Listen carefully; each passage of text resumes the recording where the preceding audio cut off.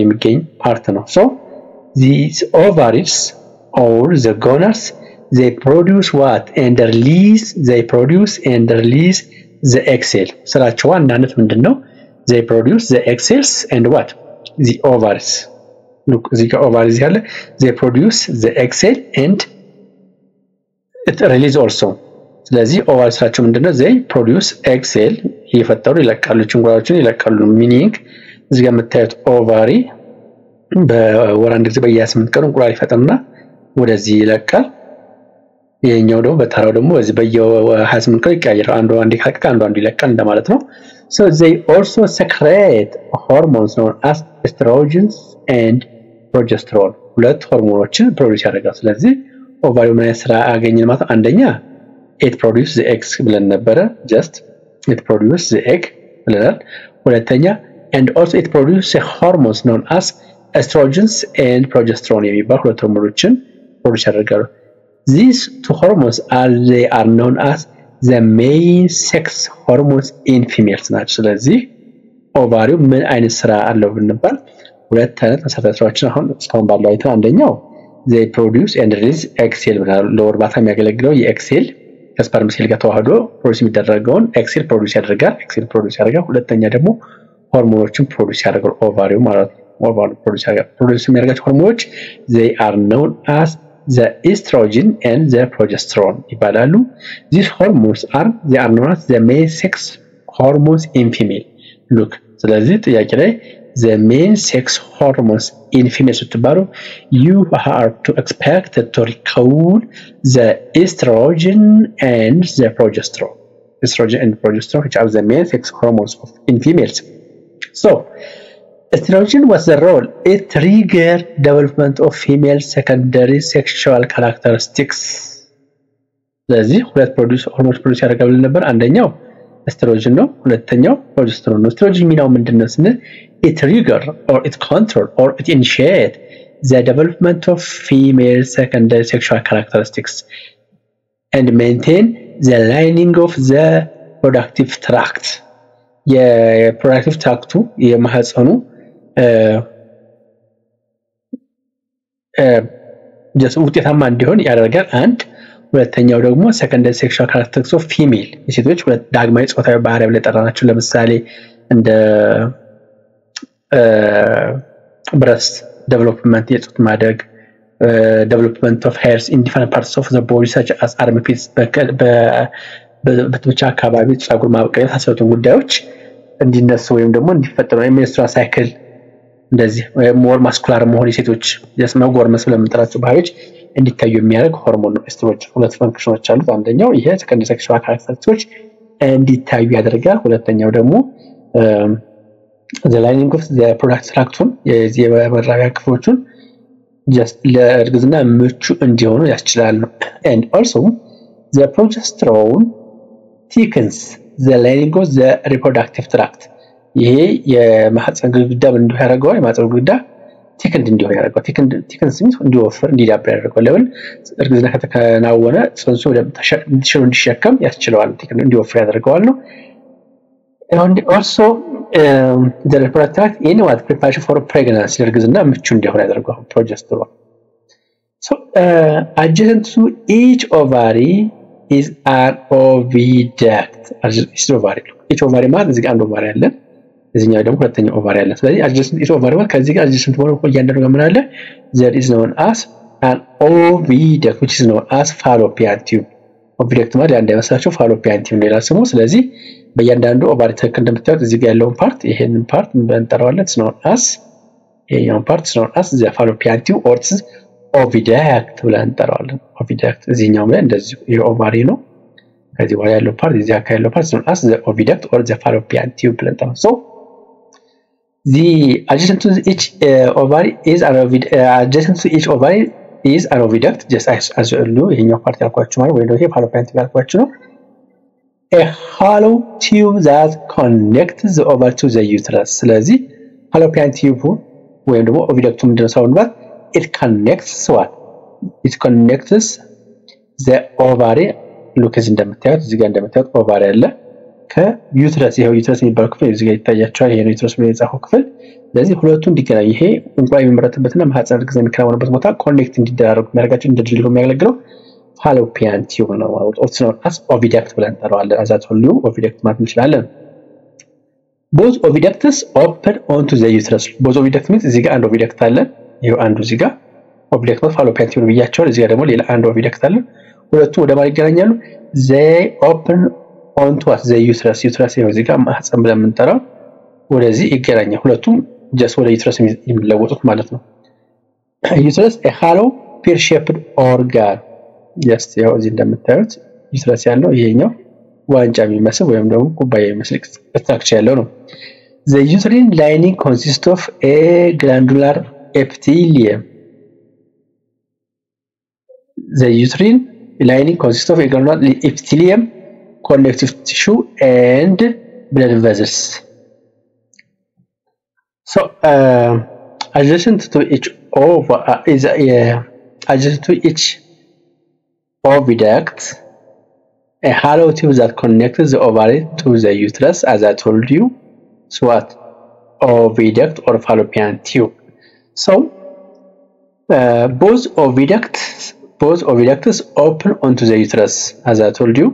this part is known as the fallopian tube or oviduct on the left side and the right side both of them extends to become what it becomes to the uterus a hollow pear shaped organ just እንደምታዩት uterus ብለን የምንጠራው ማህፀን ብለን የምንጠራው ይሄ just ካፕ የሚመስለው ወይ ደግሞ ዋንጫ የሚመስለው ክፍል ነው ማለት ነው so the uterine lining ይሄኛው ግድግዳው እዚህ ጋር የምታዩት የማህፀን ግድግዳ ይሄ ጽንሱ የሚቀመጥበት የማህፀን ግድግዳ ነው the uterine lining ለምታው consists of glandular epithelium connective tissue and what blood vessels ሶስት መሰረታዊ ነገሮችን ይይዛል አንደኛው glandular epithelium የሚባል የሴል አይነቶችን ይይዛል ሁለተኛው connective tissueዎችን ይይዛል ሶስተኛው blood vesselዎችን ይይዛል እነዚህ ምንድነው ስራቸው ስንል ስራቸው ምንድነው ያንዳንዳቸው ስንል ለምሳሌ glandular ምንላቸው they are what this type of epithelium is specialized for section forming glands that produce and release substance like hormones enzymes or mucus ይሄ ጽንሱ በሚጸነስበት ጊዜ የተለያዩ ሆርሞኖችን አንድ እዚህ እንደምታዩ ሆርሞኖችን የተለያዩ ኤንዛይሞችን እና ሚውከሶችን እንዲያመነጩ የሚያስችሉ የህዋስ ስብስቦች ዜናራስ glandular epithelium ብለን እንጠራቸዋለን ነው the connective tissue system ለመጣቸው they give what support the connective tissues provide support and structure to the glandular epithelium forming a framework for the glands እጢዎች እነዚህ epithelium glandular epithelium ያላቸው እጢዎች እንደ ሆርሞን የሚያመነጩት እነሱ እንዲያያዙ ጽንሱ ላይ ደግሞ ያሉ የተለያዩ ነገሮች ተያይዘው እንዲቀመጡ የሚያደርግ ነው ኮኔክት ማለት ማያያዝ ስለሆነ the blood vessels just its products blood vessels are essential for supplying glandular epithelium with oxygen and what nutrients glandular epithelium የሚባሉትን እጢዎቹ እንደዚህ የተለያዩ ሆርሞኖች just ያወራናቸው ኤንዛይሞችን የተለያዩ ሚውከስ የንፍጥ መሰል የሚዘገለግ ነገርን ፈሳሾችን የሚያመነጩትን they provide what with nutrients oxygen እና ንጥረ ምግብ ያቀበላል and also as well as removing waste products such as carbon dioxide ሊሆን ይችላል ያ toxic substances ሊሆኑ እነሱ እንዲወገዱ ያደርጋል ማለት ነው so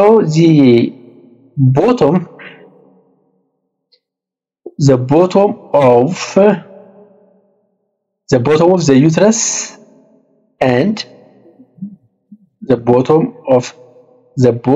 of the uterus a narrow region called cervix look የታችኛው ክፍል the bottom of what the bottom of the uterus ያለው ይሄኛው ክፍል ነው ብያቸዋለሁ uterine lining ያላችሁ እዚህ ውስጥ ምን እንዳለው ሶስት ነገሮች አይተናል blood vessels አይተናል glandular epithelium እንዳለውና connective tissue እንደሚዛይተን ነበር ከዛ በኋላ ደግሞ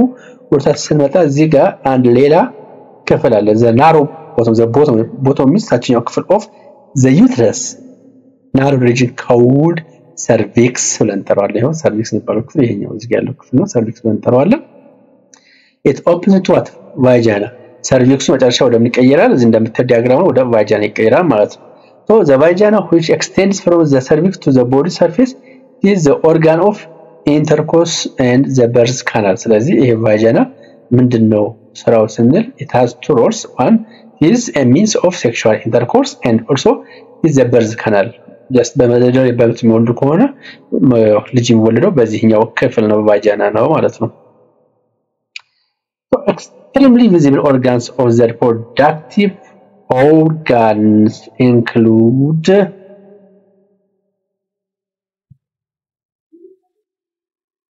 so externally visible organs of the reproductive tract are called genitals look extremely visible በግልጽ የምታዩት የመራቢያ ክፍል they are known as the reproductive tracts are called genitals they are called genitals ብለን እንጠራቸዋለን ነው female genitals include two pairs of lip-like skin folds that enclose the opening of the vagina and urethra.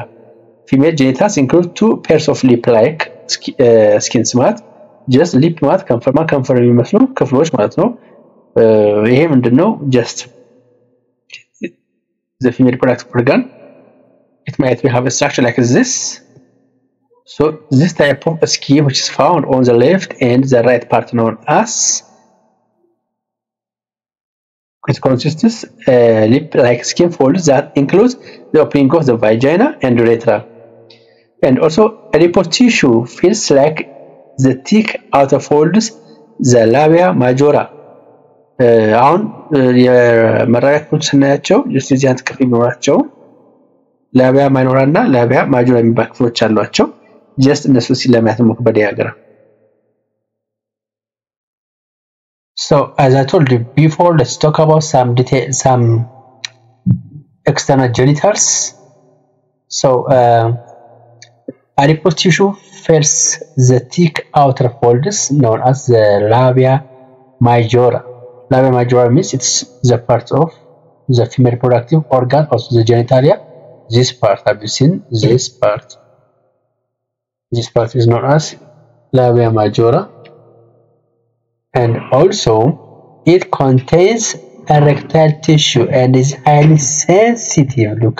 erectile tissue and highly sensitive to tactile stimulation so the opening into the vagina is often reduced in size in the virgin state by a membrane called hymen have you seen this opening is when they are virgin it's what it is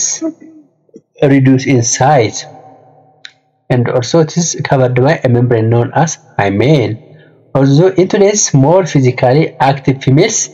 this membrane may be much reduced in what extent the size of this part the vaginal opening virgin ሲሆን narrow ይሆናል size ትንሽ ይሆናል whereas ከvirgin ሲወጡ እየተለቀ ይሄዳል ማለት ነው the other point that you have to recall the paired of ovaries the paired ovaries contain many thousands of eggs before that we have to talk about some points regarding these are the labia minora which is the inner part of the female genital labia majora just a major and minor በሚለው በእንግሊዘኛው ቃል ዋናና አነስተኛ እንደማለት ነው this is the part of the female genitals the other point let's talk about the role of the paired ovaries the paired ovaries of the female contains many thousands of eggs and አንድ ሴት ስትወለድ ኦቫሪዋ ውስጥ ብዙ ሺህ እንቁላሎች ይኖራሉ ማለት ነው during a woman's fertile years except for fertilization approximately 13 eggs mature each year በየአመቱ በአማካይ 13 እንቁላሎች ዴቨሎፕ ይደረጋሉ ከኦቫሪዎች ማለት ነው and usually the ovaries alternate in releasing eggs just ከዚህ እንደወራነው የአስታውሱ ኮሪ የፊሜል ፕሮዳክት ኦርጋን እንደዚህ ያለ ፓርት ነው ያለው just እንደዚህ ያለ ፓርት ነው ያለው በዚህ ጋር ኦቫሪ ያለው አንዱ በዚህ ጋር just ከዚህ ዲያግራም እንዳየ ነው ስለዚህ ኦልተርኔት ያደርጋሉ ሜይ ላይ ይሄ ለቀው ከሆነ ኤፕሪል የሚቀጥለው ጁላይ ደግሞ ይሄኛው ይቀጥላል ማለት ነው። አንድ ወር ላይ ይሄ ከለቀቀ የሚቀጥለው ይሄኛው ኦቫሪ ዋይ ያዘጋጀ ወደ ኦቪደክቱ ይልካል ማለት ነው። Because a woman is fertile for only about 30 to 35 years of approximately 4,000 eggs in her ovaries at birth. በስትወለድ ወደ 400 ሺህ የሚደርሱ እንቁላል ሴሎች ይኖራሉ። only 30 to 400 have to a chance to reach maturity. ከነዚህ ከ400 ስትወለድ ካላት ከ400 ሺህ እንቁላሎች መካከል ለማቹሪቲ ወይም ደግሞ ለሴክሹዋል ሪፕሮዳክሽን ሪች የሚሆኑት አውት ኦፍ እንዳልኩ 300 ወይም 400 ብቻ ናቸው። have to what maturity the others what degenerate ይደረጋሉ። ይሄ ወደ 400 ሺህ የሚደርሰው እንቁላል degenerate ይደረጋል። that means ይሰባበርና እንዲወገድ ይደረጋል ማለት ነው። ባይቻንስ ከ300 እስከ 400 ባለፈው ከ35 ዓመት ባለው ጊዜ ውስጥ ከ300 እስከ 400 የሚደርሱ እንቁላሎች ለፈርቲላይዜሽን ብቁ የመሆን ቻንስ ወይም እድል አላቸው ማለት ነው። the other thing the uterine tubules or oviducts are lined with cilia for propelling the egg away from the ovary for which it was released.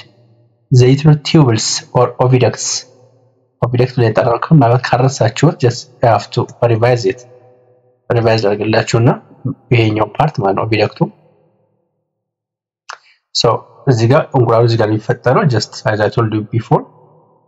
እዚህ ጋር ከተፈጠረ በኋላ ይሄን እንቁላል እየገፉ ወደዚህ የሚያደርስ ነው ያለ ሲሊያ የሚመስሉ ወይም ደግሞ እንደ ጸጉር የሚመስሉ በጣም ማይክሮስኮፒክ የሆኑ ሴሎች ይኖራሉ ማለት ነው። so the cilia So the uterine tubules or oviducts are lined with cilia for propelling the egg away from the ovary for which it was released. ከኦቫሪ የተነሳ ወደ ኦቪደክቱ እንዲሄድ የሚገፋበት ጸጉር የሚመስሉ ስትራክቸርስ ያሉ known as cilia ብለን እንጠራቸዋለን። The two ducts open into the upper corner of the uterus just as I told you before. ከዚህ በፊትም ብያቸዋለሁ። እዚህ ጋር ኦቫሪዎች አሉ። just ኦቫሪዎቹ ወደሚቀየራሉ ወደዚህ ኦቪደክት የኛው ደግሞ እዚህ ጋር ኦቪደክት ይባል ቲዩብ አለ። the ovary which is released the two ducts open into upper corners of the uterus ከዛ በኋላ ይሄ እነዚህ ሁለት ኦቪደክቶች ወደ ምን ይገናኛሉ just የኛው ወደዚህ ይወጣል እዚህ ጋር ልክ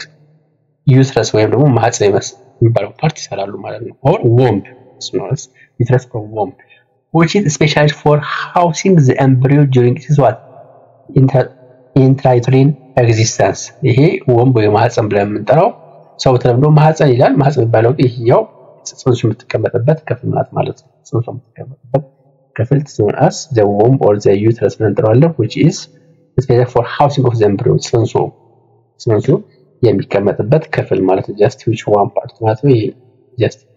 እዚህ የምታዩት ይሄኛው ፓርት ማለት ነው። ይሄ uterus ብለን የምንጠራው ፓርት ከዚህ ስናወራው እንደነበረው ይሄ ኦቪደክት እዚህ ጋር ኦቫሪ ነው። ይሄ እንኳን የሚመረጥበት ክፍል ነው። እዚህ ጋር ኦቪደክት አለ ወይም ፋሎፒያን ቲዩብ አለ። እዚህ ጋር ፋሎፒያን ቲዩብ ኦቪደክት አለ። it goes to the uterus. it extends the fallopian tube extends to what the uterus. ስለዚህ ዩትረስ ይሆናል። ይሄ ዩትረስ የሚባለው ክፍል this house of the what the embryo የጽንሱ just ቤት ብለን እንጠራዋለን። ጽንሱ እድገቱን ጨርሶ እዚህ ጋር ሆኖ ነው ማለት ነው። ጽንሱ እድገቱን ጨርሶ then after 9 months it was delivered ትወለዳል ማለት ነው። so the other point we have to discuss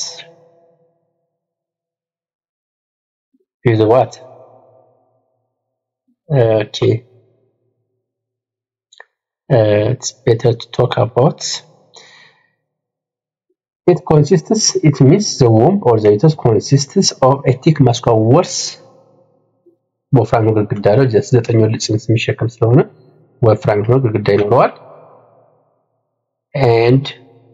many blood vessels ብዙ የደም ቧንቧዎች ይይዛል and specialized lining known as the endothelium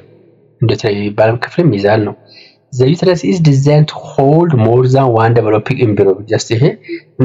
እንደምታውቁት አንዳንድ ሰዎች መንታ ወለዱ ይባላል። ስለዚህ ወንቦ ተፈጥሮ ማለት ባህሪ ያለው ማለት ይሄ ዩትረሱ ተፈጥሮ ከአንድ በላይ ኤምብሪዮች ጽንሶችን ሊይዝ ይችላል ዴቨሎፒንግ ሞር ዛን ዋን ኤምብሪዮ ሚንስ ትዊንስ አንዳንድ ሶስት የሚወልዱ ሊኖሩ ይችላሉ ስለዚህ የመለጠጥ ብቃት አለው ማለት ነው this is the structure of the female reproductive organ just ላቢያ ማጆራ ቅድም ያወራናቸው እንደ ላቢያ ማይኖር ያላቸው ክፍሎች እዚህ እንደምታዩቸው ዩሬትራ ክሊቶሪስ የሚባሉ ክፍሎች አሉ this is the female reproductive organ generalized በጥቅል ሲታይ ይህን ይመስላል ማለት ነው የሴቶች መራቢያ ክፍል next class we'll talk about the concept known as ovulation until then have a nice time bye bye